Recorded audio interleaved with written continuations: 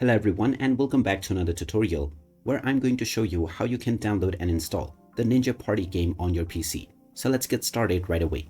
First of all, open up the Steam application, and once you are taken into the store page, just click on the search box and now type in Ninja Party to begin your search. Once you find the game, you can click on it and this will take you into the game page where you can check out the trailer as well as the reviews. Scroll down and click on the Add to Library button to add this game to your library. Once it is added to your collection, you can click on the Play Game or the Play Now option. Remember that this game is still in early access. Now just choose your install location and click on the Install button. Once the download and installation of the game is completed, you can start enjoying the Ninja Party game on your PC.